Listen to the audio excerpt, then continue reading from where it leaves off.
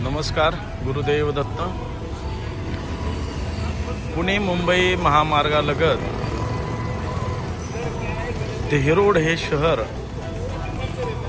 येतं. पुण्यापासनं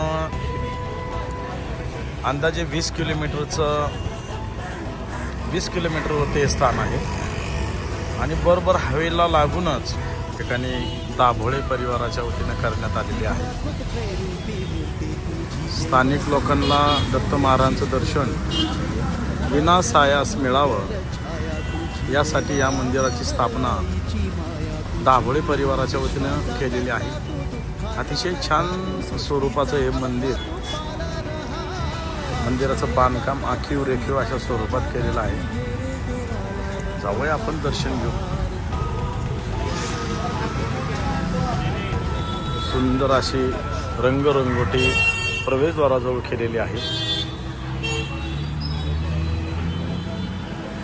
सागवान लाकडाची ही चौकट आणि दरवाजाचं काम अतिशय सुरेख अशा पद्धतीने केलेलं आहे.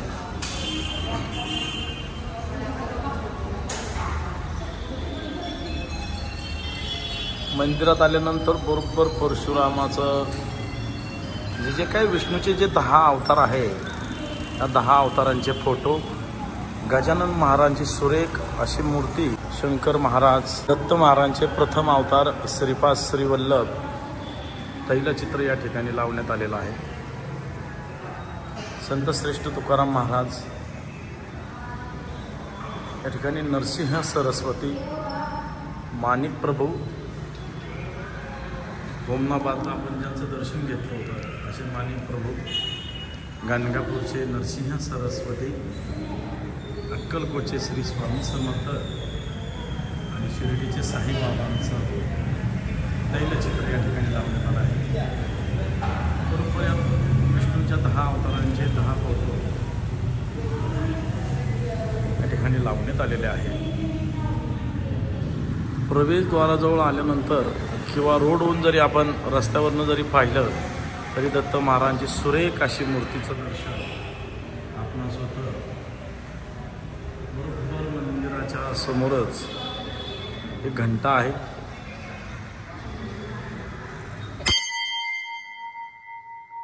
त्यानंतर मंदिरात आल्यानंतर आपण प्रथमतः कासवाचं दर्शन घेतो. असे हे कासव, यानंतर समोरच या पादुका आहेत. बरोबर समोर दत्त महाराजांची मूर्ती, त्रिशूल, शंख, चक्र, गदा हातामध्ये परिधान केलेली ही मूर्ती अतिशय सुरेख, लोभनीय अशी सुंदर मनाला प्रसन्न करणारी मूर्ती आहे. देहरोडमध्ये आल्यानंतर, देहरोड खरं तर खूप मोठी बाजारपेठ आहे. कपड्यांच्या खरेदीसाठी प्रसिद्ध अशी बाजारपेठ आहे. कधी जर आपणास योगायोग जर आला तर आपण या मंदिरामध्ये येऊन दत्त महाराजांचं दर्शन घेतल्याशिवाय जाऊ नये. असं हे सुंदर असा गाभारा या ठिकाणी बनवलेला आहे.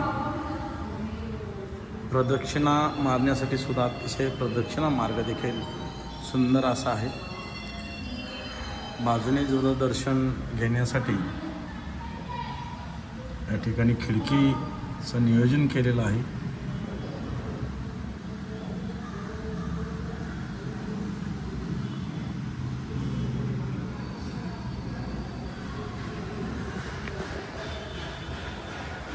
हा प्रदक्षिणा मार्ग आहे.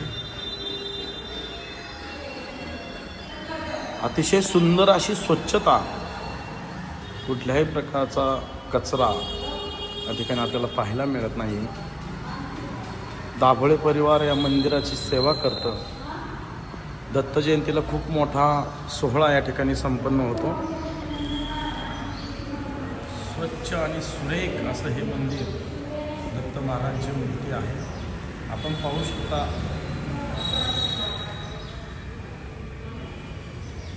किती जरी वेळा दत्त महाराजांचं दर्शन घेतलं तरी असं वाटतं दर्शन घेत राहावं, अशी ही सुंदर मूर्ती